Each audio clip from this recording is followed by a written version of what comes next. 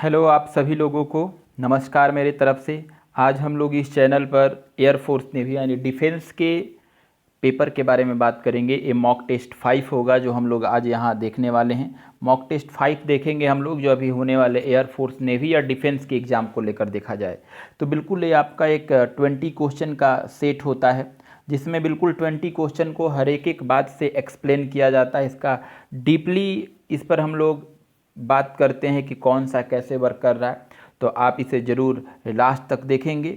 और चलिए अब आगे की बात करते हैं। थोड़ा सा बात करने से पहले मैं कहेंगे या मैं अभी ये कहना चाहूँगा कि अभी जो लॉकडाउन की कंडीशन है और लॉकडाउन के दौर में आपके इस यूट्यूब चैनल पर आपको बहुत सारी क्लास की फैसिलिटी दी जा रही है।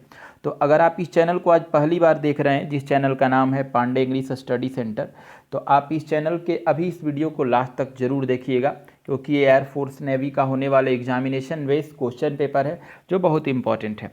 दूसरी बात, अगर आपने इस चैनल को अभी तक सब्सक्राइब नहीं किए हैं तो कर लीजिए क्योंकि एवरीडे आपको 5 से 6 वीडियो ऐसे अपलोड किए जाते हैं इस चैनल पर जो आपके आने वाले एग्ज़ाम को लेकर आपके तैयारी के लिए बहुत ही इंपॉर्टेंट है। तो चलिए अब इससे थोड़े से मैं बात करूँ आपसे, तो जो भी आपको आपके इस चैनल पर पढ़ाया जाता है आपको इस टेलीग्राम चैनल पर आपको सारा PDF प्रोवाइड किया जाता है। टेलीग्राम, ये जो आपका टेलीग्राम चैनल है उसका नाम है इंग्लिश विथ डी पांडे और इसको आप ज्वाइन कीजिए। अगर आपको इसके साथ आपको अगर प्रॉब्लम हो रही है, परेशानी हो रही है, तो बिल्कुल आप इस वीडियो के डिस्क्रिप्शन में लिंक दे रखा है, वहाँ से आप इसे ज्वाइन कीजिए। आप थोड़ा सा मैं आपके साथ समझ लूँगा कि जो आपको एवरीडे जो होता है द हिंदू एडिटोरियल दिया जाता है और उसके अगले दिन उसका टेस्ट पेपर दिया जाता है। जैसे कल मैंने जो पढ़ाया था 18 मई का एडिटोरियल, आज 19 मई है, आज इवनिंग में उसका टेस्ट पेपर मिल जाएगा और आपका साथ साथ 19 मई का टेस्ट पेपर भी आ जाएगा। द हिंदू एडिटोरियल का वोकैबुलरी भी आपको दिया जाता है और ग्रामर भी आपको दिया जा रहा है। ग्रामर में अभी नाउन का हम लोग कर रहे हैं, नाउन के हम लोग अब पोर्शन पे बात कर रहे हैं। नाउन के साथ टेस्ट पेपर भी होता है। डिफेंस के लिए भी अलग से आपका मॉक टेस्ट होता है जो आपका मॉक टेस्ट 5 है और इसके अलावा SSC का अलग से मॉक टेस्ट दिया जा रहा है और बैंक का भी अलग से मॉक टेस्ट दिया जा रहा है। तो ये सारी सुविधा आपके इस चैनल पे है। तो चलिए आज हम बात करते हैं मॉक टेस्ट 5 का, एयरफोर्स नेवी का है। इसमें पहला क्वेश्चन लिखा है find the noun of brilliant. Brilliant word का नाउन पता कीजिए। सॉरी, ये नाउन है, इसका आप अगर देखेंगे तो ब्रिलियंट एक एडजेक्टिव है और कह रहा है ब्रिलियंट वर्ड का नाउन ढूंढना है कि इसका नाउन क्या होगा। दिए गए ऑप्शन में से कौन वर्ड है? ब्रिलियंट मतलब क्या होता है? तेज तरार होता है। तो इसका नाउन अगर देखा जाए तो ब्रिलियंस हो जाएगा। तो आप इसको देखेंगे कि कौन सा ऑप्शन आपका ब्रिलियंस के बारे में। तो पहला तो बोल रहा है ब्रिलियंट, देखिए लिखा है LY लगाया है, ब्रिलियंटली, तो ये आपका एडवर्ब है। तो याद रखिएगा, आता है तो एक एडवर्ब है। देखिए ब्रिलियंस ये नाउन है आपका, बॉय ऑप्शन। थर्ड ऑप्शन देखिएगा तो ब्रिलियंट, ये तो गलती है और 4 भी आपका सूटेबल नहीं है। तो आपका आंसर अगर देखिएगा तो इस क्वेश्चन का आंसर बॉय जाएगा, ब्रिलियंस हो जाएगा, नाउन है। ठीक है, चलिए बिल्कुल आप लास्ट तक देखिएगा और हर क्वेश्चन पे मैं आपके साथ बिल्कुल एक्सप्लेन करके बताऊंगा कि कैसे इसका आंसर ये होगा। सेकेंड क्वेश्चन का है find adverb of happy. Happy word का एडवर्ब ढूंढिए। तो हैप्पी है क्या, पहले ये देखना है। हैप्पी एक एडजेक्टिव है, इसका नाउन क्या आएगा? हैप्पीनेस आएगा। अगर पूछेगा कि हैप्पी वर्ड का नाउन क्या आएगा तो हैप्पीनेस आएगा। लेकिन इसका तो आपसे एडवर्ब पूछ रहा है, कह रहा है कि फाइंड एडवर्ब ऑफ हैप्पी। तो हैप्पी का एडवर्ब अगर देखिया जाए तो हैप्पियर हो जाता है। ठीक है, या फिर कहा जाए कि हैप्पली हो जाएगा। कौन वर्ड होगा? तो देखिए पहला लिखा है हैप्पियर, ये तो डिग्री हो गया, ये तो एडजेक्टिव में चला जाएगा, हैप्पियर सूटेबल नहीं है। दूसरा लिखा है हैप्पली, देखिए हैप्पली में वाई रख लिया है। और थर्ड लिखा है हैप्पली, HAPPILY, और चौथा लिखा है हैप्पली। तो आपके इसमें देखिएगा तो हैप्पली ही होता है एडवर्ब, लेकिन इसका वर्ड मीनिंग रॉन्ग है। आपका वर्ड मीनिंग कैट सही है, HAPPILY होता है, हैप्पली एडवर्ब का काम कर रहा है। बिल्कुल क्लियर है। क्वेश्चन नंबर 3 है कलेक्टिव नाउन से। चलिए देखिए लिखा है फाइंड कलेक्टिव नाउन ऑफ वीज। वीज वर्ड का कलेक्टिव क्या होगा? वीज मतलब होता क्या है? मधुमक्खी के झुंड को वीज कहा जाता है। तो इसके लिए कलेक्टिव नाउन कौन आएगा? तो चलिए चारों ऑप्शन पे हम आज बात करते हैं। तो पहला ऑप्शन लिखा है फ्लॉक। फ्लॉक तो झुंड होता है, भेड़ के झुंड को फ्लॉक कहा जाता है। फ्लीट ये भी होता है, जहाज के झुंड को फ्लीक कहा जाता है। हर्ड ये होता है, मवेशियों के झुंड को हर्ड कहा जाता है। और ये हाइव, हाइव ही होता है, मधुमक्खियों के झुंड को हाइव कहा जाता है। तो आपका आंसर जो होगा डॉग होगा। देखिए मैंने इसका टेलीग्राम चैनल पर पहले PDF दे रखा है, तो आप उसके PDF को आप बिल्कुल लास्ट तक बनाएंगे, 20 क्वेश्चन को आप अटेम्प्ट करेंगे और अटेम्प्ट करने के बाद अब इस वीडियो से एनालिसिस करेंगे और उसके बाद देखेंगे कि आपका एवरीडे अटेम्प्ट स्कोर कितना हो रहा है और मुझे कमेंट में आप ज़रूर बताएंगे कि आपका स्कोरिंग कितना जा रहा है। चलिए नेक्स्ट क्वेश्चन, क्वेश्चन नंबर 4 पे बात करते हैं। एरर है, find error of given sentence है। अब एरर काफ़ी आसान है, इसको देखिएगा तो आपको समझ में आएगा। लिखा है साइंटिस्ट, देखिए एस लगा है तो प्लूरल है, ठीक है, मतलब बहुत सारे वैज्ञानिक। अब ये प्लूरल है तो देखिए सी भर प्लूरल है, बहुत सारे वैज्ञानिक जो हैं देखते हैं द एविडेंस, सबूत को, एविडेंस यहाँ क्या है, सबूत है, ठीक है। ये याद रखिएगा हमेशा एविडेंस ही होगा, अनकाउंटेबल है, एविडेंस से नहीं होगा, सिंगुलर है। तो बहुत सारे वैज्ञानिक जो हैं सबूत को देखते हैं ऑफ अर्ली लाइफ, शुरुआत के जीवन का, जो पहले जीवन था, ठीक है, इन एनिशियंट मतलब प्राचीन काल के रॉक्स। तो देखिए बहुत आसान है, इसमें कोई गलत नहीं है, कहीं भी एरर नहीं है, इसीलिए आपका अगर इसका आंसर देखा जाए तो नो एरर जाएगा, कोई गलती नहीं है, क्योंकि सब्जेक्ट प्लूरल है, वर्ब भी प्लूरल है, बाकी नॉर्मल वर्ड है। चलिए इसमें आपका गलती है, आपका इसमें बिल्कुल रॉन्ग है।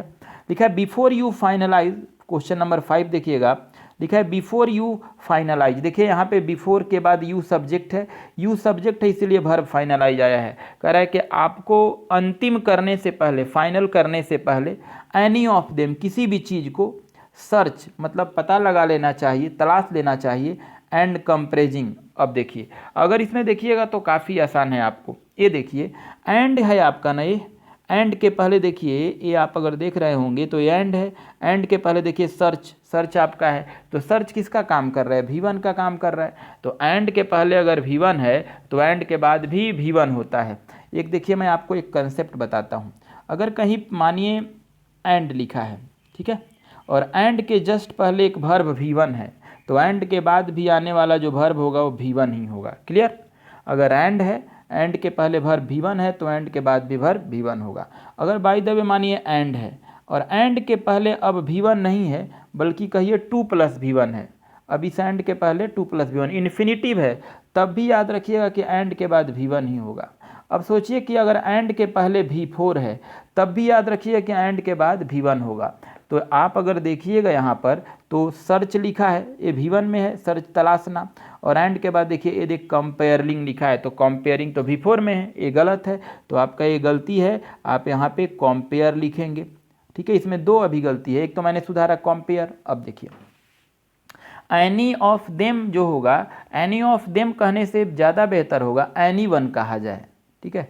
एनी ऑफ देम जो लिखा है यहाँ पे, ऐसे कहिए ना बिफोर यू फाइनलाइज, ठीक है, एनी वन मतलब किसी भी चीज़ को आप अंतिम करने से पहले आप उसे पता लगा लें और उसका तुलना कर लें, तो एनी ऑफ देम से ज़्यादा बेहतर यहाँ होगा एनी वन कहिए, आपका बेहतर होगा, तो आपका ज़्यादा बेहतर होगा, सुधारना होगा आपको।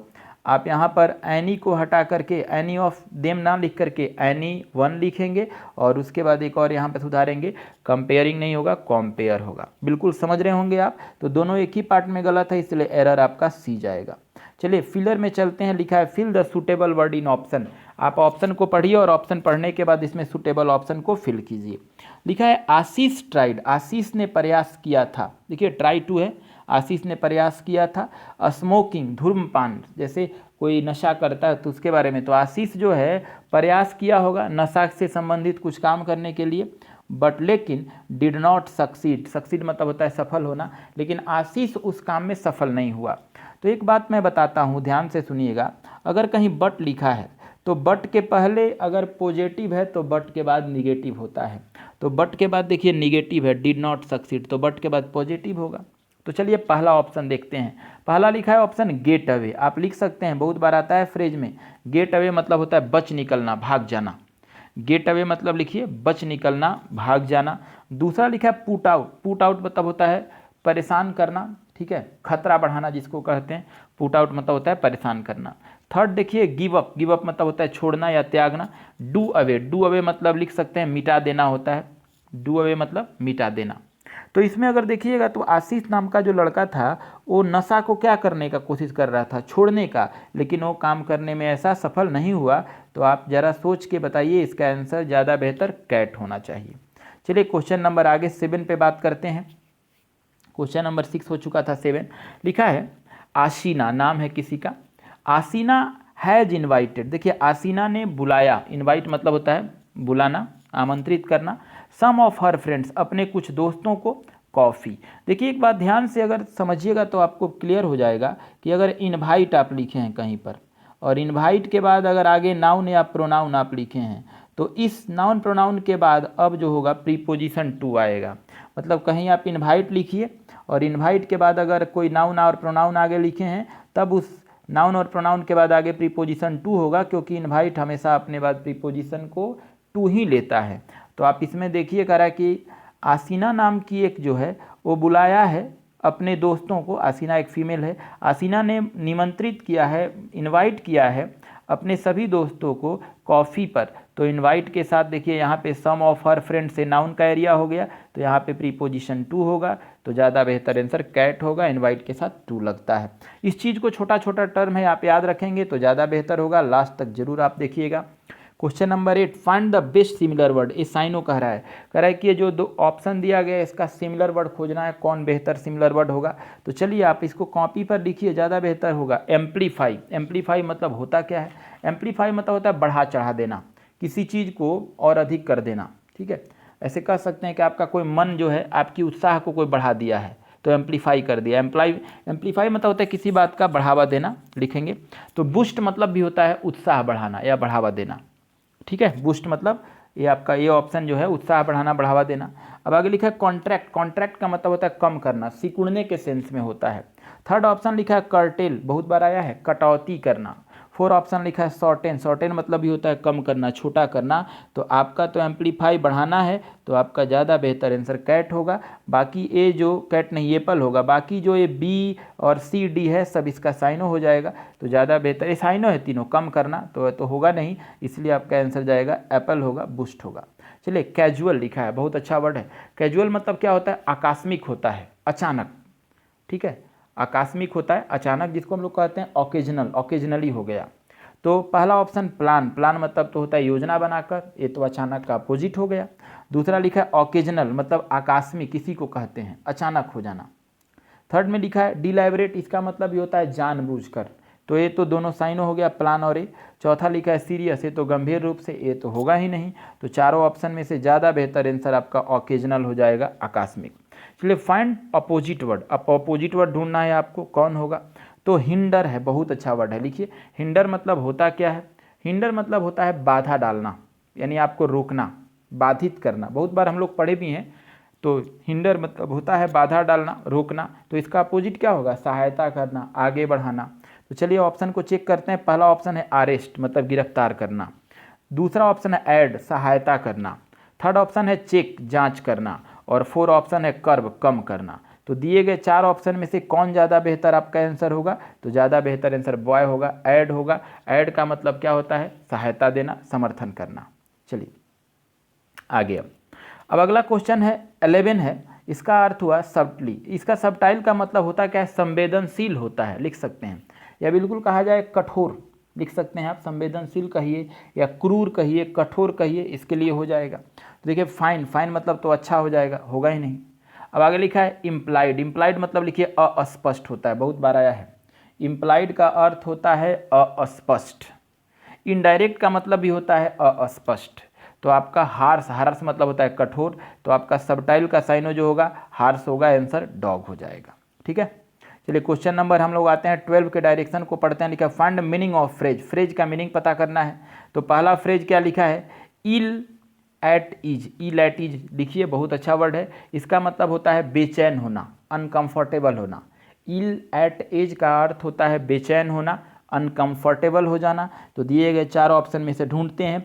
पहला ऑप्शन लिखा है टू बी अनकंफर्टेबल, ठीक है। Second option to be fashion, ये भी सही है, ये तो फैशन की बात कहा। थर्ड ऑप्शन लिखा है टू बी इन पजल, ये तो पेचीदा हो जाना। और टू बी इन डेंजर, खतरे में होना। तो दिए गए चार ऑप्शन में से आपका ज़्यादा बेहतर आंसर ए होगा, टू बी अनकंफर्टेबल हो जाएगा। क्लियर? 13 नंबर क्वेश्चन पे आज बात करेंगे, तो बिल्कुल अच्छा है। क्वेश्चन क्या है? गेट द अपर हैंड, आप लिख सकते हैं। 13 नंबर का अर्थ होता है गेट द अपर हैंड, मतलब होता है मौका का लाभ उठाना। देखिए यहाँ पे है 13 number, get the upper hand मतलब होता है मौका का लाभ उठाना। तो अब इसमें मौका का लाभ उठाना कौन सा वर्ड है आप चेक करेंगे। तो पहला लिखा है टू रिवेंज, ये तो बदला लेना हो गया। सेकेंड है टू स्टार्ट टू गो, शुरू करना। थर्ड ऑप्शन लिखा है टू टेक रिस्क, खतरा उठाना, और चौथा लिखा है टू टेक ऑन एडवांटेज। तो सही है आपका अर्थ हो जाएगा मौका का लाभ उठाना, लाभ तो एडवांटेज हो जाएगा। 13 का आंसर डॉग होगा। चलिए 14 नंबर क्वेश्चन पे आते हैं। लिखा है वन वर्ड है साइंस ऑफ राइटिंग, एक ऐसा विज्ञान जिसमें लिखने की बात हो, एंड कॉम्प्लाइंग और बदलने की बात हो डिक्शनरी को, यानी एक ऐसा विज्ञान जिसमें हम लिखते भी हों और उसको डिक्शनरी के रूप में बदलते भी हों, तो इस विज्ञान को क्या कहा जाता है? इसी को लेक्सोग्राफी कहा जाता है। ठीक है, लेक्सोग्राफी। ऐसे चारों ऑप्शन पे मैं बात करने वाला हूँ। पहला ऑप्शन लिखिए कैलीग्राफी होता है, सुंदर लिखने की कला को कैलीग्राफी कहते हैं। और दूसरा अभी जो लिखा है लेक्सोग्राफी, तो ये तो होता है मतलब शब्दकोश का निर्माण, मतलब डिक्शनरी बनाने की कला को। ठीक है, थर्ड आपका जो आया है ऑटोबायोग्राफी, मतलब होता है स्वयं से लिखी गई जीवन या स्वयं से अपने जीवनी को लिखना, ऑटोबायोग्राफी है। और लिखा है बाइब्लियोग्राफी, ये तो पुस्तक से संबंधित जो कलेक्शन होता है, पुस्तक प्रेमी कह सकते हैं, या पुस्तक का संग्रह को बाइब्लियोग्राफी कहा जाता है। तो आपके दिए गए ऑप्शन में से क्वेश्चन का आंसर होगा बॉय होगा, लेक्सोग्राफी होगा। शब्दकोश निर्माण की प्रक्रिया को लेक्सिकोग्राफी कहते हैं। अब 15 नंबर क्वेश्चन पे आइए। लिखा है कि science of the constitution of whole universe, एक ऐसा विज्ञान जो दुनिया को मिलाकर एक कर रहा है, मतलब सबको एक कर रहा है, यानी कहा जाए तो ब्रह्मांड के बारे में बात कर रहा है। तो ब्रह्मांड, यूनिवर्स ब्रह्मांड है। तो पहला ऑप्शन लिखा है कॉस्मोपॉलिटन, बहुत बार है, लिखिए इसको कहा जाता है महानगरीय, कॉस्मोपॉलिटन। उसको कहते हैं कि सभी को एक जैसा समझना, तो कॉस्मोपॉलिटन का हिंदी लिखिए महानगरीय। सेकेंड लिखिए क्रॉनिकल लिखा है, बहुत बार आया है। क्रॉनिकल मतलब होता क्या है? अब कहा जाए कि समय के अनुसार घटना का वर्णन, कौन कम समय में कौन कौन घटना हुआ, उसी को क्रॉनिकल कहते हैं। ठीक है, समय समय में घटना का वर्णन। अब आगे लिखा है कॉस्मोग्राफी, ये लिखिए कॉस्मोग्राफी मतलब होता है ब्रह्मांड का अध्ययन, किसी भी पार्ट का। अब लिखा है कन्वाइजर, इसी को कला प्रेमी कहा जाता है। तो आपका आंसर कैट हो जाएगा, कॉस्मोग्राफी होगा। चलिए क्वेश्चन नंबर 16 की तरफ चलते हैं। 16 नंबर क्वेश्चन का डायरेक्शन पढ़िएगा तो लिखा है इंप्रूव द गिवन सेंटेंस, यानी सेंटेंस को इंप्रूव करना है आपको। तो क्वेश्चन पढ़िए, लिखा है टुडे, आज, today is the original day to complete this, कह रहा है कि आज जो है एक असली दिन है कंप्लीट करने के लिए इसको। आफ्टर, ठीक है, यहाँ पे अब आफ्टर के बाद देखिए ईट नहीं होगा, यहाँ इफ़ कहिए, if you want to be able, अगर तुम सक्षम हो, ठीक है, टू डू सो, ऐसा करने में। तो अगर देखा जाए तो ज़्यादा बेहतर, इसमें एक बार क्वेश्चन पढ़िए तो क्लियर हो जाएगा। लिखा है टुडे, आज की बात है, मतलब आज ये जो बात हो रही है, तो उसमें कह रहा है the original day to complete this after it, देखिए आफ्टर इट ही सही होगा, after it you want to be able to do so. अब देखिए अब कह रहा है कि कंप्लीट करना है, तो कंप्लीट आदमी कब करता है? शुरू में कि लास्ट में? अंतिम में कंप्लीट करता है, और कहता है कि हम लोग अब ऐसा करने में सक्षम हैं। तो कंप्लीट शुरू में नहीं करता है आदमी, अंतिम के बाद को कंप्लीट करता है। तो ज़्यादा बेहतर आंसर जाएगा लास्ट डे। तो आपका आंसर लास्ट डे होगा। तो पहला आपका 16 का आंसर एप्पल हो जाएगा। चलिए क्वेश्चन नंबर 17 पर आते हैं। लिखा है अटेंशन, अटेंशन मतलब तो ध्यान देना होता है। Attention is better than cure, cure मतलब क्या होता है? क्योर मतलब इलाज होता है, उपचार। क्योर का मतलब इलाज या उपचार। तो बहुत पुराना कहावत कहा गया है कि मतलब prevention is better than cure, बहुत पुराना है कि रोकथाम जो है मतलब इलाज से बेहतर है। तो देखिए अटेंशन तो मतलब ध्यान हो गया, एग्जामिनेशन मतलब तो परीक्षा हो गया, प्रिवेंशन मतलब रोकथाम हो गया, क्रिएशन मतलब निर्माण हो गया। तो ज़्यादा बेहतर आंसर होगा prevention is better than cure, बहुत पुरानी कहावत है। तो इसका आंसर बॉय जाएगा। चलिए question number 18, find the correct spelling या करेक्ट स्पेल वर्ड, कौन है जो इसमें करेक्ट है? तो चैलेंज लिखा है, तो चैलेंज का अगर इसमें से कोई करेक्ट मीनिंग चुना जाए तो इसका वर्ड होगा CHALLENGE। तो आपका आंसर बॉय आ जाएगा। चैलेंज मतलब यहाँ चुनौती हो जाएगा। 18 का आंसर बॉय होगा। चलिए क्वेश्चन नंबर 19 के डायरेक्शन को पढ़िए। लिखा है rearrange the parts of sentence in correct order, arrange करना है। देखिए अगर अरेंज करना है तो सबसे पहले मैं बात करूं कि यहाँ पे आपका एक पार्ट दे दिया है गुड बुक्स। ये देखिए गुड बुक्स है, सब्जेक्ट का काम कर रहा है, क्योंकि जब अरेंजमेंट शुरू करेगा गुड बुक से शुरू हो रहा है। और इसमें 3 पार्ट दिया है, पी दिया है, क्यू दिया है, आर दिया है। अब आपको चयन करना है कि ये गुड बुक्स के बाद कौन होगा, पी वाला होगा कि क्यू होगा कि आर होगा, क्या होगा। तो मैं एक बार आपको कहना चाहूँगा कि जो शुरू में दिया है ना, ये देखिए इंडिपेंडेंट है, तो जो इंडिपेंडेंट होता है उसको सब्जेक्ट कहते हैं। तो गुड बुक सब्जेक्ट हो गया, तो सब्जेक्ट के बाद सबसे पहले हम लोग वर्ब ढूंढेंगे, तभी हम आगे किसी ऑब्जेक्ट के बारे में सोचेंगे। तो देखिए बुक्स यहाँ पे जो है प्लूरल है, तो हमको वर्ब ढूंढना है, तो प्लूरल वर्ब ढूंढना है। तो अब दिए गए पी और क्यू में से, आर में से कहाँ वर्ब है? तो पहला मैन, मैन में तो वर्ब है ही नहीं है, तो नाउन है, नहीं होगा। सेकंड देखिए क्यू में है वर्ब, हैव, ठीक है, बुक्स प्लूरल है, हैव भी प्लूरल है, तो आपका सही है। तो आपका बिल्कुल बेहतर है कि आपका क्यू से शुरू होगा। लेकिन एक बात और हम कहेंगे कि यहाँ देखिए अब हैव ऑलवेज हेल्प, मदद किया है, तो अब ऑब्जेक्ट आएगा, तो किसको मदद किया है? आदमी को, तो क्यू के बाद पी आएगा। आदमी को मदद किया है इन वेरियस, देखिए वेरियस के बाद प्लूरल आता है, तो देखिए प्लूरल यहाँ है स्पेयर्स ऑफ लाइफ, जीवन का, तो होगा क्यू पी आर, आंसर हो जाएगा। तो देखते हैं कि क्यू पी आर कौन सा टॉपिक में है, कौन सा ऑप्शन में है। तो क्यू पी आर आप ही देखिए कौन सा ऑप्शन बन रहा है आपका, ऑप्शन ए बन रहा है, क्यू पी आर हो जाएगा। चलिए आज के लिए लास्ट क्वेश्चन हम लोग करते हैं। 20 क्वेश्चन लिखा है कि चेंज इनटू पैसिव वॉइस, यानी दिया गया ये जो सेंटेंस है इसको पैसिव में करना है। लिखा है कि वी गेव हिम डाटा, हम लोगों ने उन्हें आंकड़ा दिया है या दिया था। तो इसमें पैसिव वॉइस बनाएंगे तो देखिए दो ऑब्जेक्ट है, इसमें हिम है और डाटा है, दोनों से बन सकता है, हिम से भी बन सकता है, डाटा से ही बन सकता है। तो बनाते हैं। पहला लिखा है ही से तो लिखा है, बन रहा है। ही वॉज गिवन, सही है, बाई अस, सही है। अभी देखिए डाटा, डाटा को अंत में लिख दिया है, जबकि डाटा को बाई से पहले लिखना चाहिए था, ये गलत है। ऐसे हम वॉइस का एक स्पेशल वीडियो लेकर आएंगे आपके साथ, जो काफ़ी बात करेंगे। सेकंड लिखा है कि data was given him by us, सही है। ये देखिए डाटा सब्जेक्ट बन गया, डाटा सिंगुलर मान लिए, वाज हो गया, गिवन हो गया, ये देखिए हिम को यहाँ लिख दिया, बाई अस हो गया। तो आपके इस ऑप्शन का आंसर जो होगा बॉय हो जाएगा। देखिए आप एवरी डे ऐसे आपको एयरफोर्स और नेवी का आपको मॉक टेस्ट प्रोवाइड कराया जाएगा। आप इसे लगातार देखिए और खूब सारा दोस्तों के साथ शेयर कीजिए, लाइक कीजिए और मुझे कमेंट में ज़रूर बताइए कि आपका कितना स्कोरिंग हुआ, तब आपका डे बाय डे इम्प्रूवमेंट नज़र आएगा। और आपके लिए बहुत सारे वीडियो मैं इस चैनल पर लेकर आ रहा हूँ, तो आप इस चैनल को सब्सक्राइब कीजिए, खूब सारा आपका लाइक और समर्थन मिले। Now thank you.